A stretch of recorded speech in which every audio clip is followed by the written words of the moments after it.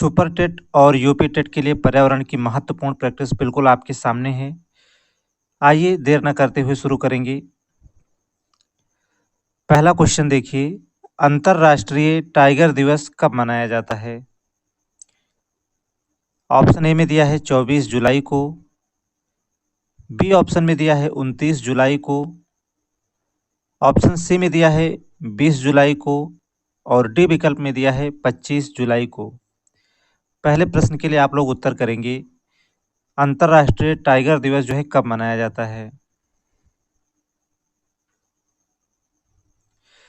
देखिए, खेल दिवस 29 अगस्त को मनाया जाता है।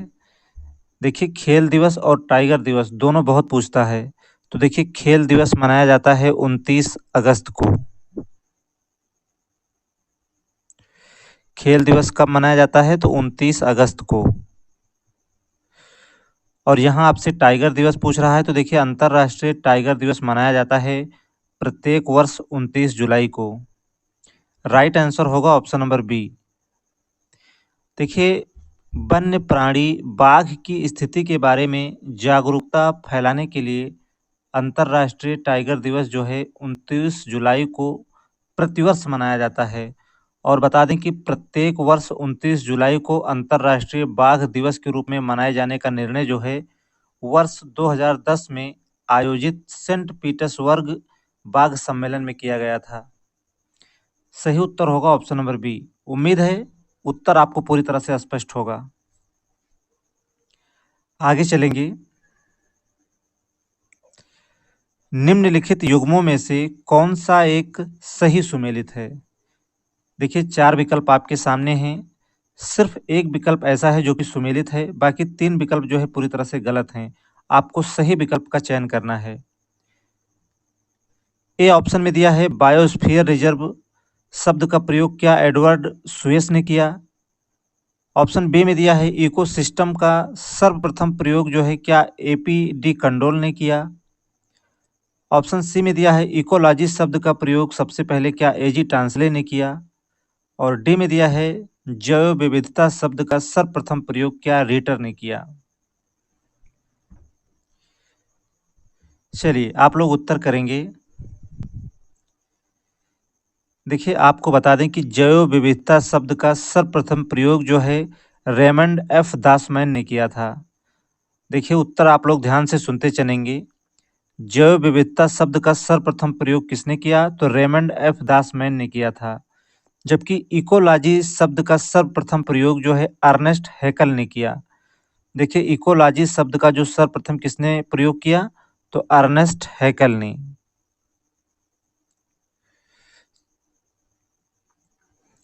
जबकि इकोसिस्टम शब्द का सर्वप्रथम प्रयोग जो है देखिए किसने किया? तो एजी टांसले ने किया।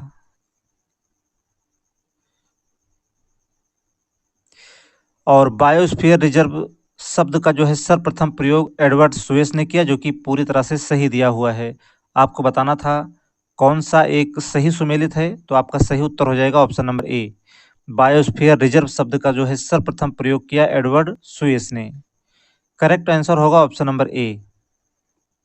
जबकि इकोसिस्टम शब्द का प्रयोग हमने बताया कि एजी टांसले ने किया था, जबकि यहाँ एपी कंडोल दिया था, इसलिए यह ऑप्शन जो है पूरी तरह से गलत होगा। और इकोलॉजी शब्द का प्रयोग देखिए अर्नेस्ट हैकल ने किया, जबकि यहाँ एजी टांसले दिया था, इसीलिए यह भी विकल्प जो है पूरी तरह से गलत दिया हुआ है। और जैव विविधता शब्द का प्रयोग जो है रीटर ने नहीं किया था। हमने आपको बताया कि जैव विविधता शब्द का जो है सर्वप्रथम प्रयोग रेमंड एफ दासमैन ने किया था, इसलिए आपका उत्तर जो है डी भी नहीं होगा। राइट आंसर होगा option number A. Biosphere reserve शब्द का जो है सर्वप्रथम प्रयोग किसने किया? तो एडवर्ड सुयस ने किया। अगला क्वेश्चन देखेंगे। भारत के अधिकांश वन्यजीव संरक्षित क्षेत्र घिरे हुए हैं। देखिए, ध्यान से समझिएगा, आपसे पूछ रहा है कि भारत के अधिकांश वन्यजीव संरक्षित क्षेत्र जो है घिरे हुए हैं। क्या घने जंगलों से, नदियों और झीलों से, सी में दिया है मानवीय बस्तियों से और डी में दिया है पर्वतों और पहाड़ियों से? चलिए उत्तर करेंगे आप सभी। देखिए, भारत के जो अधिकांश वन्यजीव संरक्षित क्षेत्र हैं, वह घिरे हुए हैं घने जंगलों से। करेक्ट आंसर होगा ऑप्शन नंबर ए। चलिए, तीसरे प्रश्न का सही उत्तर होगा ऑप्शन नंबर ए। आइए अगला क्वेश्चन देखेंगे। सरकार की बाघ परियोजना का उद्देश्य क्या है? सरकार की बाघ परियोजना का उद्देश्य क्या है? ऑप्शन ए में दिया है बाघ की आदतों का अध्ययन करना। बी ऑप्शन में दिया है विभिन्न प्रजातियों के संबंध में महत्वपूर्ण जानकारी को एकत्र करना। ऑप्शन सी में दिया है भारतीय बाघ को समाप्त होने से बचाना। और डी में दिया है इनमें से कोई नहीं।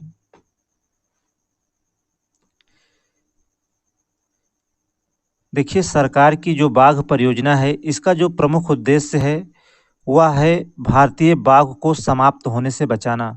देखिए, बाघ प्रजाति के विलुप्त प्राय होने की समस्या को देखते हुए इनके संरक्षण के लिए सरकार ने अप्रैल 1973 में बाघ परियोजना यानी प्रोजेक्ट टाइगर प्रारंभ की थी, जिसका उद्देश्य जो है बाघ बाघ को समाप्त होने से जो है बचाना था। राइट आंसर हो जाएगा option number C. Question number 5 पर आगे बढ़ेंगे और देखिए, जो हमारे नए साथी हैं चैनल को सब्सक्राइब कर लें और ज़्यादा से ज़्यादा अपने दोस्तों में क्लास को आप सभी जरूर शेयर किया करें। आइए क्वेश्चन नंबर 5 देखते हैं। भारतीय टाइगरों को बचाने के लिए प्रोजेक्ट टाइगर किस वर्ष प्रारंभ किया गया था? देखिए, इसकी चर्चा अभी हमने की। फिलहाल देख लेते हैं। ऑप्शन ए में दिया है 1971 में, बी में दिया है 1973 में, सी ऑप्शन में दिया है 1977 में और डी में दिया है 1991 में। देखिए, भारतीय टाइगरों को बचाने के लिए प्रोजेक्ट टाइगर की शुरुआत हुई 1973 में। बी जो है इसका करेक्ट आंसर होगा। इससे पहले भी आपको यह प्रश्न जो है कई बार कराया जा चुका है। चलिए आगे बढ़ेंगे।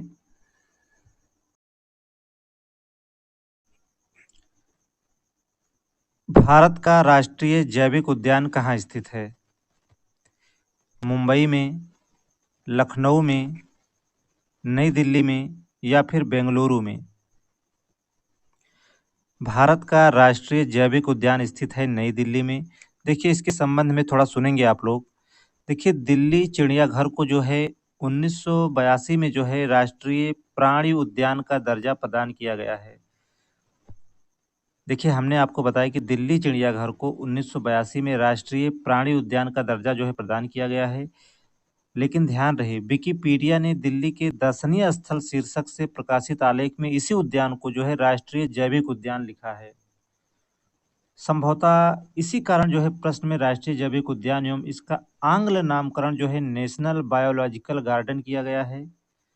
इस उद्यान की जो आधिकारिक वेबसाइट पर इसका हिंदी नाम जो है राष्ट्रीय प्राणी उद्यान एवं अंग्रेजी नाम जो है नेशनल जूलॉजिकल पार्क है।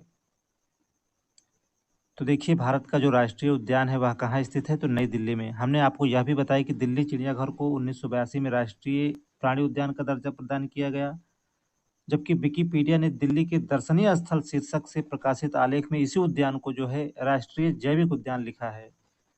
और इसका कारण जो है प्रश्न में राष्ट्रीय जैविक उद्यान एवं इसका आंग्ल नामकरण जो है नेशनल बायोलॉजिकल गार्डन किया गया है।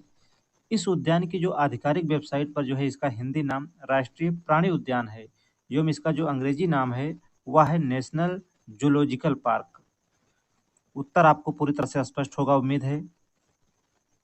चलिए, सी जो है करेक्ट आंसर होगा। आइए आगे बढ़ेंगे। भारत का सर्वप्रथम राष्ट्रीय उद्यान कौन सा है? कान्हा राष्ट्रीय उद्यान, दुधवा राष्ट्रीय उद्यान, राजाजी राष्ट्रीय उद्यान या फिर जिम कॉर्बेट राष्ट्रीय उद्यान? चलिए, आसान क्वेश्चन है, आप लोग उत्तर करेंगे। भारत का सर्वप्रथम राष्ट्रीय उद्यान कौन सा है? देखिए, भारत का सर्वप्रथम राष्ट्रीय उद्यान जो है जिम कॉर्बेट नेशनल पार्क है। और जिम कॉर्बेट नेशनल पार्क जो कि उत्तराखंड में है, इसकी स्थापना जो है 1921 में हुई थी। और वर्तमान में इसका नाम बदलकर जो है रामगंगा राष्ट्रीय उद्यान कर दिया गया है। और कान्हा राष्ट्रीय उद्यान की बात करें तो यह जो है मध्य प्रदेश में है। और दुधवा राष्ट्रीय उद्यान की बात करें तो यह उत्तर प्रदेश के लखीमपुर खीरी जिले में है।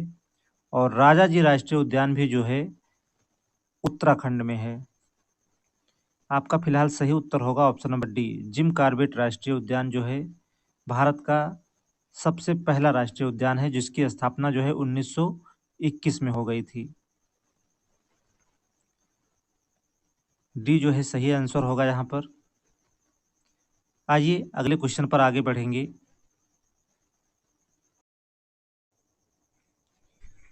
निम्नलिखित में से कौन सा एक नेशनल पार्क इसलिए अनूठा है कि वह एक प्लवमान यानी फ्लोटिंग वनस्पति से युक्त स्वयं होने के कारण समृद्ध जैव विविधता को बढ़ावा देता है।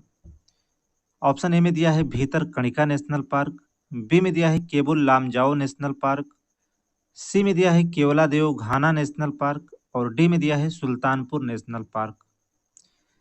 देखिए, प्रश्न आपसे इस रूप में भी पूछ सकता है या आपसे पूछे कि विश्व का एकमात्र तैरता हुआ राष्ट्रीय उद्यान कौन सा है। तो देखिए, इन दोनों का मतलब एक ही होगा, अर्थात आपका जो सही उत्तर होगा वह होगा केबुल लामजाओ नेशनल पार्क। मणिपुर में स्थित केबुल लामजाओ नेशनल पार्क जो है विश्व का एकमात्र प्लवमान यानी फ्लोटिंग पार्क है। यह पार्क प्लवमान अपघटित पौधों से युक्त है, जिनका स्थानिक नाम जो है फुंडिस है। करेक्ट आंसर होगा ऑप्शन नंबर बी। आइए आगे चलेंगे। भारत में सबसे बड़ा बाघ आवास कहाँ पाया जाता है? आंध्र प्रदेश में, कर्नाटक में, मध्य प्रदेश में या फिर उत्तर प्रदेश में? देखिए, आपकी जानकारी के लिए बता दूं कि भारत का जो सबसे बड़ा बाघ आवास जो है आंध्र प्रदेश का जो Nagarjuna Sagar Shri slam tiger reserve है, वह जो है भारत का सबसे बड़ा बाघ आवास केंद्र है। राइट आंसर हो जाएगा ऑप्शन नंबर ए। आइए क्वेश्चन संख्या 10 देखेंगे। और देखिए, क्लास आपको यदि पसंद आ रही है तो अपने दोस्तों में भी आप सभी क्लास को शेयर जरूर करें। आइए अगला क्वेश्चन देखते हैं।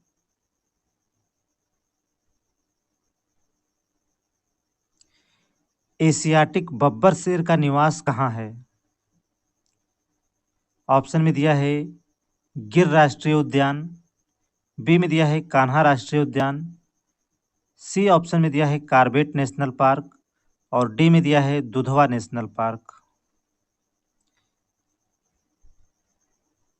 देखिए, गिर राष्ट्रीय उद्यान जो है गुजरात के जूनागढ़ में स्थित है और यह जो है जाना जाता है एशियाटिक शेर के निवास स्थल के लिए।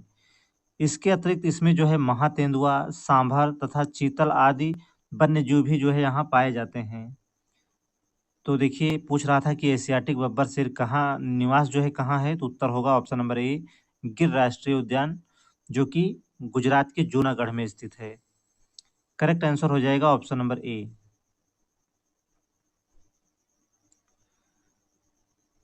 अगले क्वेश्चन पर चलेंगे। निम्नलिखित अभयारण्यों में से कौन उल्लेखित संरक्षित प्रजातियों से सुमेलित नहीं है? ऑप्शन ए में दिया है जिम कॉर्बेट नेशनल पार्क में क्या बाघ का संरक्षण होता है, बी में दिया है केवलादेव घाना राष्ट्रीय उद्यान क्या शेर का संरक्षण करता है, सी में दिया है काजीरंगा नेशनल पार्क में क्या एक सींग वाले गैंडे का संरक्षण किया जाता है और डी में दिया है पेरियार नेशनल पार्क क्या हाथी का संरक्षण करता है। देखिए, ऑप्शन डी की बात करें तो पेरियार नेशनल पार्क जो है हाथियों के संरक्षण के लिए है। यह ऑप्शन जो है पूरी तरह से सही है। देखिए, जो सही है वह हमारा उत्तर नहीं होगा, क्योंकि यहाँ आपसे पूछ रहा है कि कौन सा जोड़ा जो है सुमेलित नहीं है। तो देखिए, ऑप्शन सी की बात करें तो काजीरंगा नेशनल पार्क जो है एक सींग वाले गैंडे के लिए प्रसिद्ध है। यह भी पूरी तरह से सही है, लेकिन यह भी हमारा उत्तर नहीं होगा। जबकि जिम कॉर्बेट राष्ट्रीय उद्यान जो है बाघ के संरक्षण के लिए है, यह भी सही दिया है, लेकिन यह भी हमारा उत्तर नहीं होगा। तो देखिए, कौन अभ्यारण्य जो है संरक्षित प्रजातियों से सुमेलित नहीं है, तो आपका उत्तर होगा ऑप्शन नंबर बी, केवलादेव घाना राष्ट्रीय उद्यान जो है शेर के संरक्षण के लिए नहीं है। आपका सही उत्तर हो जाएगा ऑप्शन नंबर बी।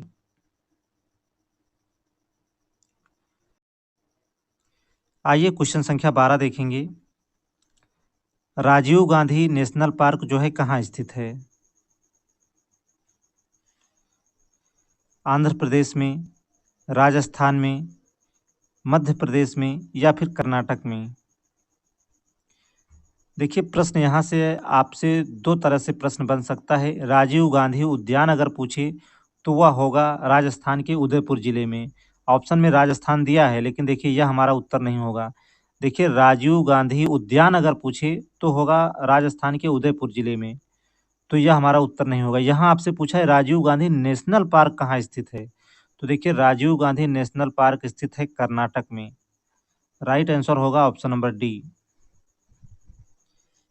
देखिए, कर्नाटक में स्थित नागरहोल राष्ट्रीय पार्क जो है मैसूर से 94 किलोमीटर की दूरी पर स्थित है और कोडागू और मैसूर जिले तक फैला यह राष्ट्रीय पार्क जो है राजीव गांधी नेशनल पार्क के नाम से भी जाना जाता है। डी जो है आपका सही आंसर होगा यहाँ पर। नेक्स्ट क्वेश्चन पर चलेंगे। पेरियार गेम अभ्यारण्य किसके लिए प्रसिद्ध है? शेरों के लिए, चित्तीदार हिरणों के लिए, बाघों के लिए या फिर जंगली हाथियों के लिए? चलिए, पेरियार गेम अभ्यारण्य जो है किसके लिए प्रसिद्ध है? शेरों के लिए, चित्तीदार हिरणों के लिए, बाघों के लिए या फिर जंगली हाथियों के लिए? देखिए, इसकी चर्चा अभी अभी हमने की कि पेरियार जो नेशनल पार्क है वह संरक्षण करता है हाथियों का। तो आपका देखिए ऑप्शन डी में दिया है जंगली हाथियों के लिए, तो सही उत्तर हो जाएगा ऑप्शन नंबर डी। आइए क्वेश्चन संख्या 14 देखेंगे। बेतला पार्क कहाँ स्थित है? उत्तर प्रदेश में, बिहार में, मध्य प्रदेश में या फिर उड़ीसा में? देखिए, बेतला पार्क कहाँ स्थित है, तो आपका जो राइट आंसर होगा ऑप्शन नंबर बी, बिहार में। देखिए, ध्यान रहे कि जो बेतला पार्क है यह पहले बिहार में था। वर्तमान में देखिए बिहार से जो है झारखंड अलग हो गया। अभी यह झारखंड के पलामू जिले में है और इसकी स्थापना जो है 1986 में हुई थी और यह जो है प्रोजेक्ट टाइगर के अंतर्गत ही आता है।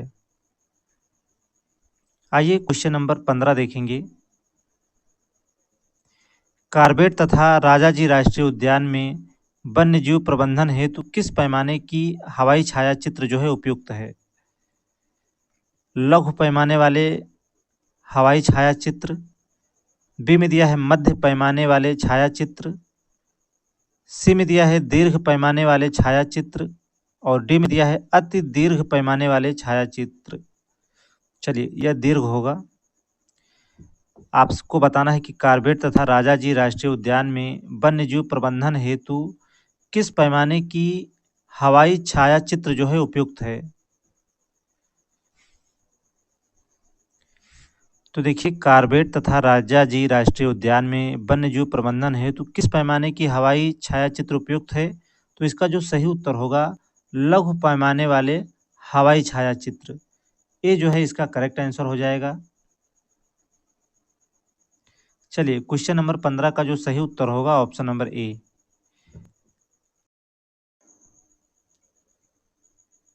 आज का यह अंतिम प्रश्न था। सेशन कैसा रहा आप लोग कमेंट में ज़रूर बताएं और देखिए यदि आप चैनल पर नए हैं तो चैनल को सब्सक्राइब कर लें और ज़्यादा से ज़्यादा क्लास को अपने मित्रों में आप सभी शेयर ज़रूर किया करें। आज के लिए सिर्फ इतना ही। क्लास में लगातार बने रहने के लिए आप सभी मित्रों का बहुत बहुत धन्यवाद।